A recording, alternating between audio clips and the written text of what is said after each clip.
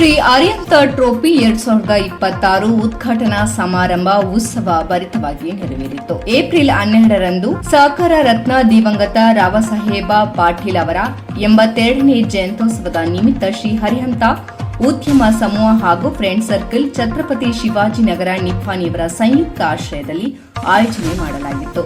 Shri Arihant trophy 2026 ಭವ್ಯ day night full pitch tennis ball cricket ಸ್ಪರ್ಧೆಯು ಉದ್ಘಾಟನಾ ಸಮಾರಂಭ ನೆರವೇರಿತು. ನಿಪ್ಪಾಣಿ ಮಾಜಿ ಶಾಸಕರಾದ ಶ್ರೀ ಸುಭಾಷ್ ಜೋಶಿ ಹಾಗೂ ಯುವ ನಾಯಕ ಮಾನ್ಯ ಶ್ರೀ ಉತ್ತಮ್ ಪಾಟೀಲ್ ಅವರ ಮುಖ್ಯ ಉಪಸ್ಥಿತಿಯಲ್ಲಿ ಭರ್ಜರಿಯಾಗಿ ಹಾಗೂ ಉತ್ಸವ ಭರಿತವಾಗಿ ನೆರವೇರಿತು.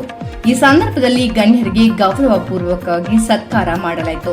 ಈ ಭವ್ಯ ಕಾರ್ಯಕ್ರಮಕ್ಕೆ ಅನೇಕ ಗಣ್ಯರು ಹಾಜರಾಗಿದ್ದು ಆಟಗಾರರಲ್ಲಿ ಅಪಾರ ಉತ್ಸವ ಮತ್ತು ಸ್ಪರ್ಧಾತ್ಮಕ ವಾತಾವರಣ ಕಂಡುಬಂದಿತು.